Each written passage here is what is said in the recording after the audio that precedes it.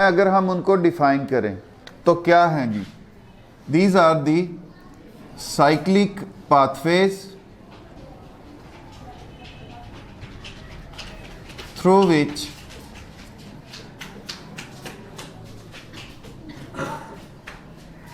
materials move from environment to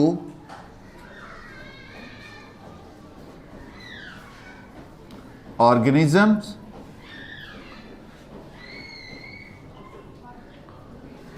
and from our organisms to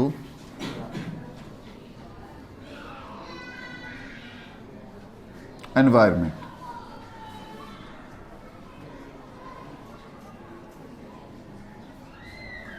अब जैसे कि बेटे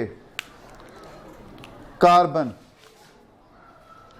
अब कार्बन जो है वो एक साइक्लिक फॉर्म के अंदर एनवायरनमेंट से ऑर्गेनिजम्स के अंदर और ऑर्गेनिज्म से दोबारा एनवायरनमेंट के अंदर भेजी जाती है। जैसा कि नाइट्रोजन एनवायरनमेंट से लिविंग ऑर्गेनिजम्स के अंदर और लिविंग ऑर्गेनिजम्स से वापस एनवायरनमेंट के अंदर। हम इन्हीं दो साइकिल्स को लेके चलेंगे। तो पहला है हमारा कार्बन साइकिल।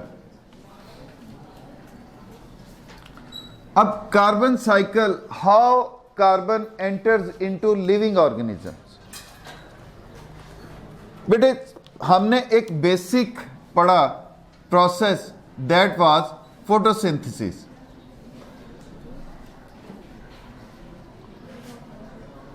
फोटोसिंथेसिस में क्या हो रहा था? कार्बन डाइऑक्साइड जो थी और वाटर जो था ये मिल रहा था और ये तब्दील हो रहा था ग्लूकोज के अंदर और साथ ऑक्सीजन में। अब ये जो कार्बन डाइऑक्साइड है ये फूड कंपोनेंट में कन्वर्ट हुई। ये फूड कंपोनेंट जो था ये पहुंचा किन तक? पौधों तक, स्टोर हो गया। इस्तेमाल जितना वो कर सकते थे खुद किया, जो नहीं कर सकते थे वो उन्होंने स्टोर कर लिया। अब ये पौधे जो हैं अगले ट्रॉफिक लेवल्स तक पहुंचते हैं। इनको सब्जी खोर खाएंगे, जानवरों तक पहुंच गया। अब जानवरों से एक से दूसरे तक, जब गोश्त, मीट, कार्निवोर्स जो हैं, ओमनीवोर्स जो हैं वो इनको खाते हैं। अब ये शिफ्ट हो गया अगले ट्रॉफिक लेवल में। अब बेटे ये कार्बन जो थी आई कहां से है? एनवायरनमेंट से। अब दाखिल किन में हो चुकी है? Plants, animals, all the living organism, और ये उनका स्ट्रक्चरल बेसिक कंपोनेंट है। अब इस साइक्लिक फॉर्म के जरिए कार्बन जो है वो स्ट्रक्चरल कंपोनेंट के तौर पर मौजूद, पौधे और जानवर और बाकी जितने भी लिविंग ऑर्गेनिजम्स हैं जब वो डेड होंगे डीकंपोज होंगे। अब डीकंपोजिशन के नतीजे में वो मुख्तलिफ तरह के कार्बन के कंपाउंड्स में तब्दील होकर एनवायरनमेंट में चले जाएंगे, एक तरीका।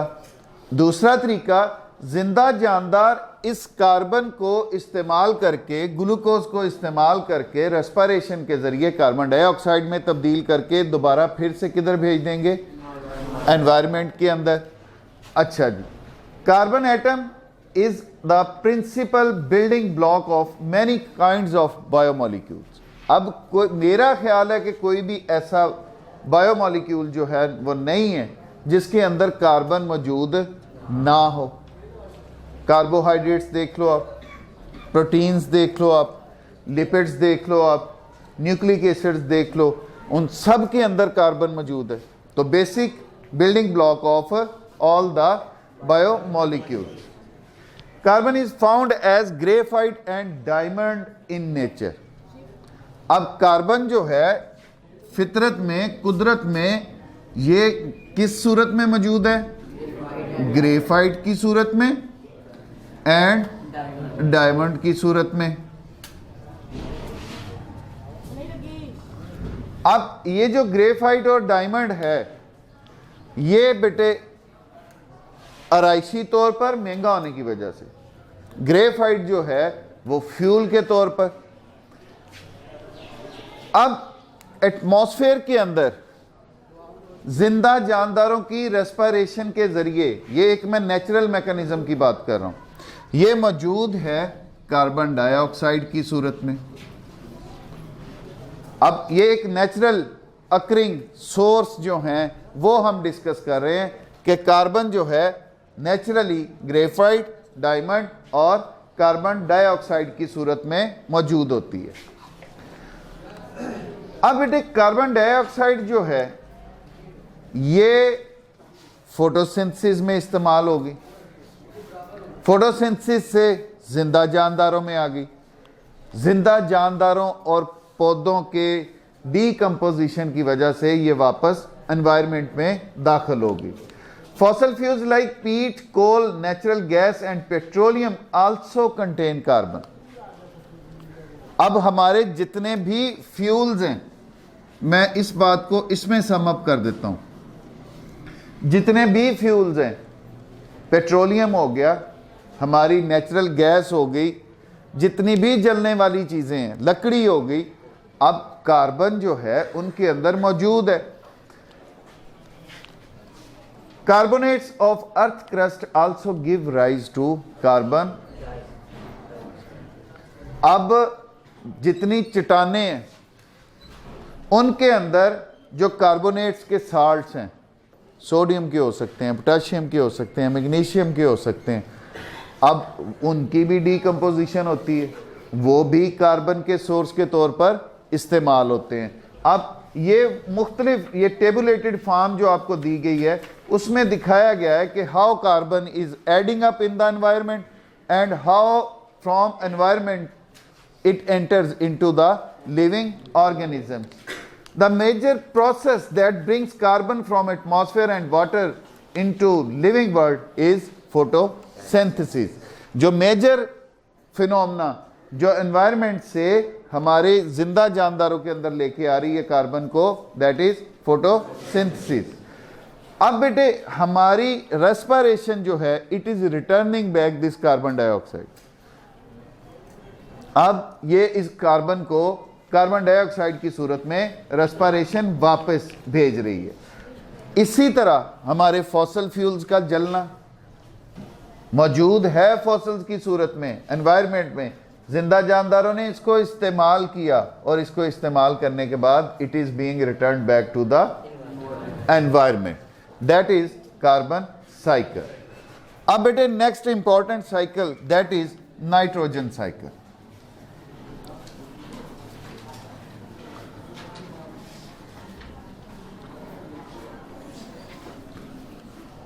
What is nitrogen cycle? How we are using nitrogen from the environment and being returned back to the environment. अब नाइट्रोजन जो है, this is also a basic element present in biomolecules. अब किस तरह से बेटे न्यूक्लिक एसिड्स हमारा genetic material nitrogenous basis की वजह से, तो नाइट्रोजीनस बेसिस में नाइट्रोजन मौजूद होती है, नाइट्रोजन है तो नाइट्रोजीनस बेसिस हैं, नाइट्रोजीनस बेसिस हैं तो न्यूक्लिक एसिड है। अच्छा, उसके बाद प्रोटीन्स। अब प्रोटीन्स जो हैं हम कह चुके स्ट्रक्चरल कंपोनेंट भी हैं, फंक्शनैलिटी में भी इस्तेमाल होती हैं। मसल्स तमाम की तमाम प्रोटीन्स हैं, स्ट्रक्चरल कंपोनेंट हैं। एंजाइम्स तमाम के तमाम प्रोटीन्स हैं। अब आप दोनों में से किसी एक शय को माइनस कर सकते हो? नो। तो प्रोटीन्स जो हैं, अब इसका बिल्डिंग ब्लॉक ही अमाइनो एसिड है। अब अमाइनो एसिड जो था, जब हमने इसको इंडिविजुअली पढ़ा तो इसमें हमने देखा नहीं कि अमाइनो ग्रुप मौजूद होता है। अब नाइट्रोजन है तो अमाइनो एसिड्स हैं, अमाइनो एसिड्स हैं तो प्रोटीन्स मौजूद हैं। फिर उसके बाद बेटे आपके पौधे, इनको खादें चाहिए, फर्टिलाइजर चाहिए। अब वो फर्टिलाइजर जो हैं वो एक बेसिक नीड है पौधों के लिए। अब उन खादों में से एक बड़ी मेजर खाद जो नाइट्रोजन रखने वाली यूरिया की सूरत में, that is also a basic component for the plant growth. अब पौधों की बढ़ोतरी के लिए वो जरूरी। तो नाइट्रोजन जो है वो जिंदा जानदारों के लिए एक जरूरी एलिमेंट के तौर पर मौजूद है। अब ये भी उसी तरह एनवायरनमेंट से ली जाती है और जिंदा जानदारों तक पहुंचती है। जिंदा जानदारों से होके जब ये डीकंपोज होंगे तो तब it is being return back to the environment. ये भी एनवायरनमेंट में वापस भेज दी जाती है। अब बेटे ये जो आपकी नाइट्रोजन साइकिल है, it comprises of different steps. ये मुख्तलिफ स्टेप्स पर मुश्तमिल होता है। सबसे पहला फॉर्मेशन ऑफ नाइट्रेट्स, जो पहला स्टेप है, फॉर्मेशन ऑफ नाइट्रेट्स। इसके बाद असिमिलेशन,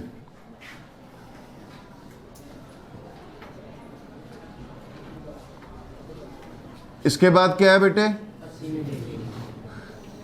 असिमिलेशन के बाद decomposition.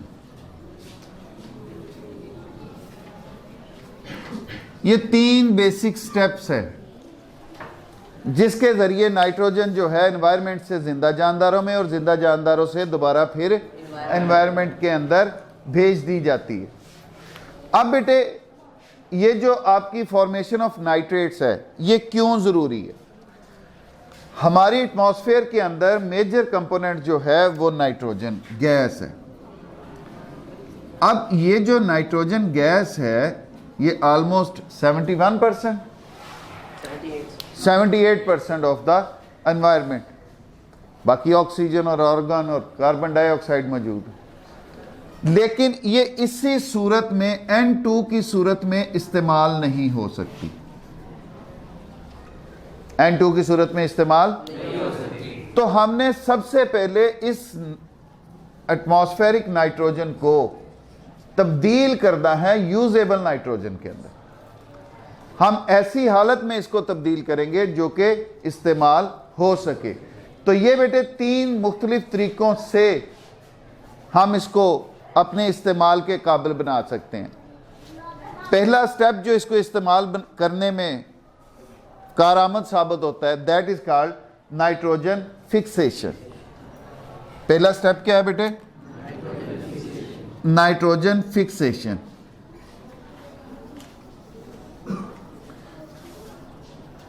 What is nitrogen fixation? हमने इसको यूजेबल फॉर्म में तब्दील करने की तरफ पहला स्टेप लेना।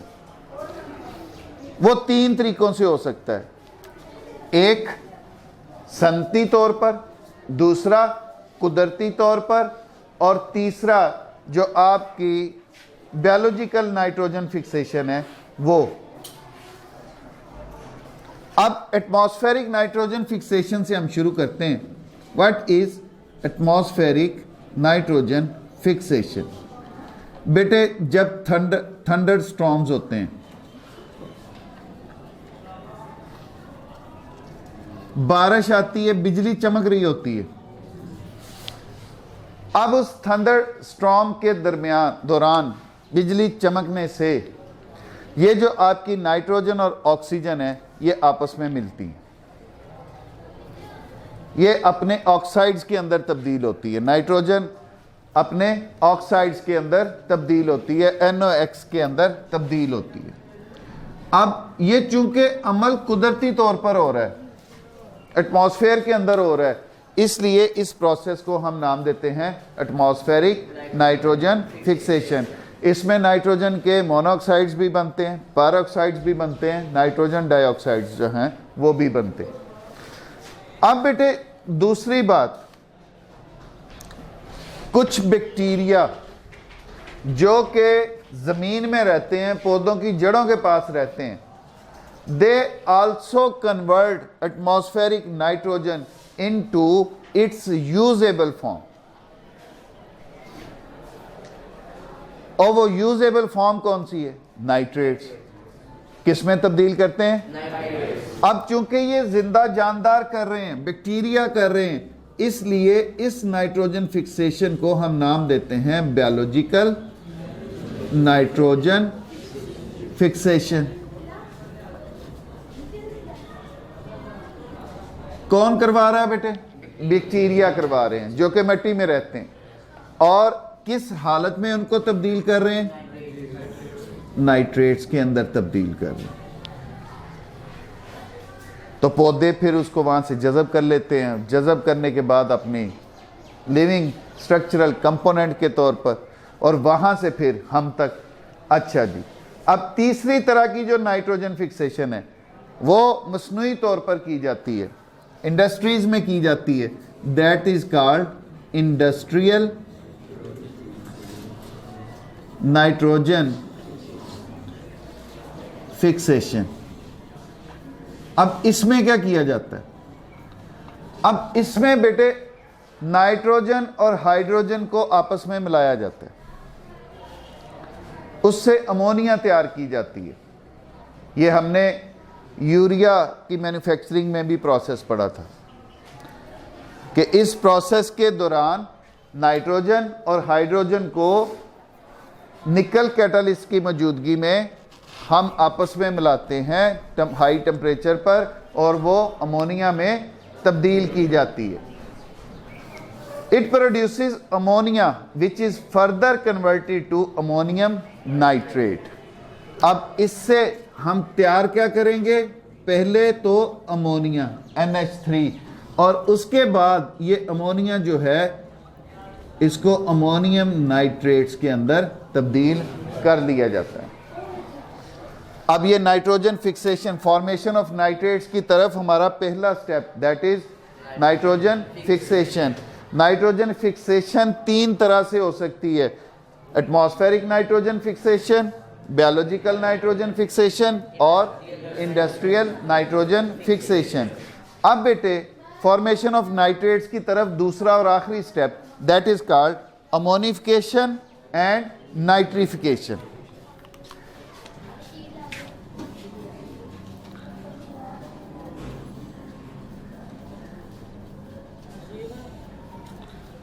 अमोनिफिकेशन नाम से पता चल रहा है अमोनिया में तब्दील करना।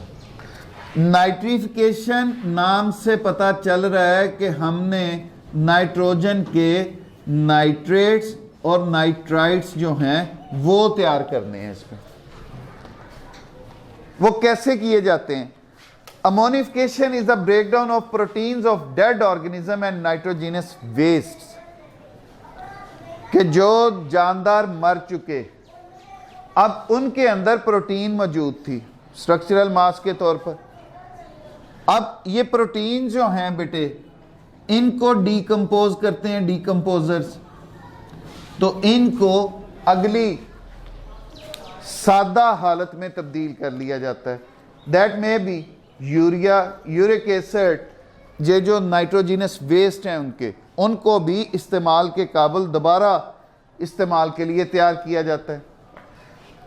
अब पहला स्टेप कि इनको प्रोटीन्स को, यूरिक एसिड को, यूरिया को तब्दील किया जाएगा अमोनिया में। अब अमोनिया से फर्दर हमने किसकी तरफ जाना है? नाइट्राइट्स या नाइट्रेट्स की तरफ। It is done by ammonifying bacteria.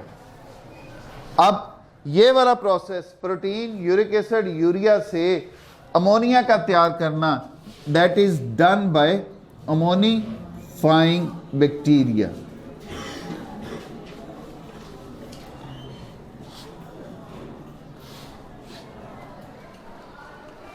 ये शॉर्ट क्वेश्चन आ जाता होता है।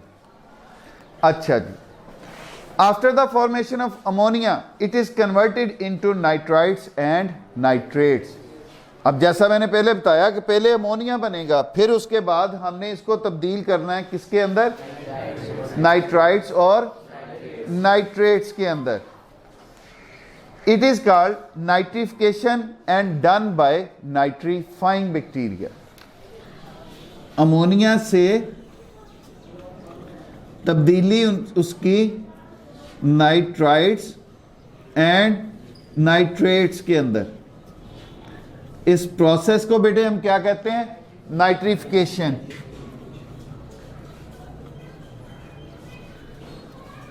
अब ये नाइट्रिफिकेशन करवाता कौन है, nitrifying bacteria.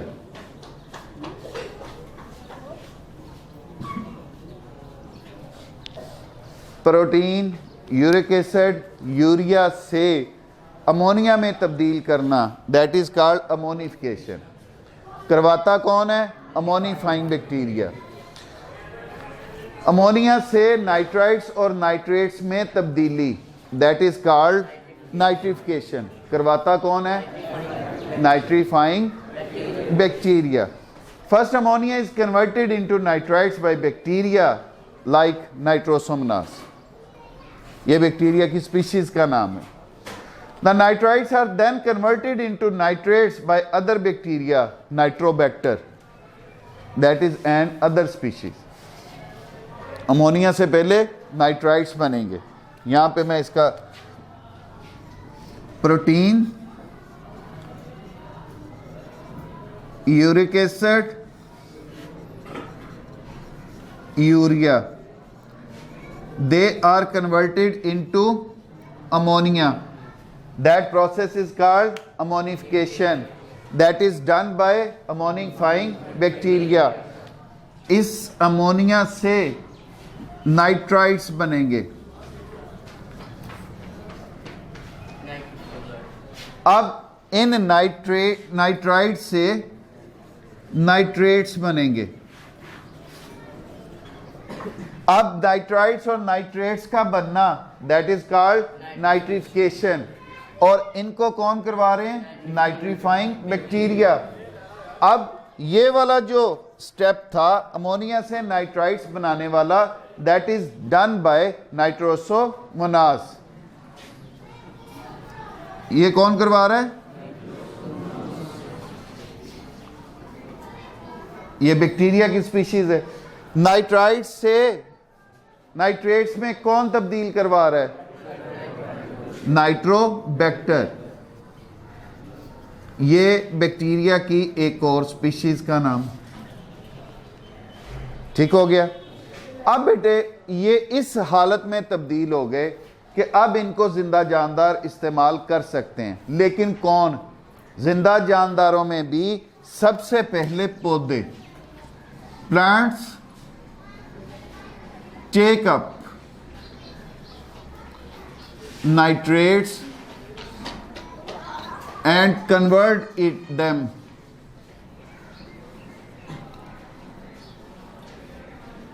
into body structural components। और उनको किन में तब्दील कर लेंगे, बॉडी स्ट्रक्चरल कंपोनेंट्स में तब्दील कर लेंगे। वो क्या थे हमारे, वो हमारी न्यूक्लिक एसिड्स हैं, प्रोटीन्स हैं, अब एंजाइम्स हैं, हार्मोन्स हैं। अब उस हालत में ये तब्दील हो गए। किसी भी शय का जिस्म का हिस्सा बनना, दैट इज कॉल्ड असिमिलेशन। इसे हम क्या कहते हैं, असिमिलेशन। कोई भी शय जो हमने खाई, जब वो एब्जॉर्ब होने के बाद हमारे जिस्म का हिस्सा बनती है, तो इस प्रोसेस को हम नाम देते हैं असिमिलेशन। इसी तरह ये नाइट्रेट्स जो थे, ये बैक्टीरिया ने फिक्स करके दिए, या ये सारा प्रोसेस चला तो नाइट्रेट्स में तब्दील हुए। तब तक वो अभी बॉडी कंपोनेंट नहीं बने थे, वो सिर्फ इस हालत में तब्दील हुए थे कि वो इस्तेमाल हो सके। पौधों ने अब उनको पानी में हल करके लेके गए अपनी बॉडी के अंदर, वहां पे अब उन्होंने इससे अपने स्ट्रक्चरल कंपोनेंट्स बनाने शुरू किए। अब ये प्रोसेस जो है ये क्या कहलाएगा? अब जब पौधों में आ गए तो they are producers of our ecosystem. अब इनको खाने वाले जानदार बिलवास्ता या बिला वास्ता, अब ये नाइट्रोजन जो है ये पहुंचेगी उन तक, और उनमें फिर ऑल द एनिमल्स, बर्ड्स, तमाम जानदार, then it is transfer to all the organisms.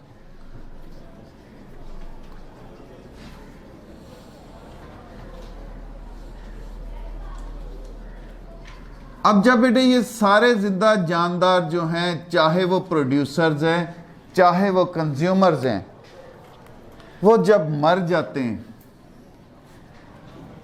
अब काम किनका स्टार्ट हो जाता है? डीकंपोजर्स का। अब decomposers that are like fungi and bacteria, they again break down. जैसे हमने यहां पे पढ़ा था कि डेड ऑर्गेनिक मैटर की ब्रेक डाउन होती है, उसमें मौजूद प्रोटीन्स और वेस्ट मटेरियल जो हैं वो डीकंपोज होते हैं, दोबारा फिर ये डीकंपोज करेंगे, उनको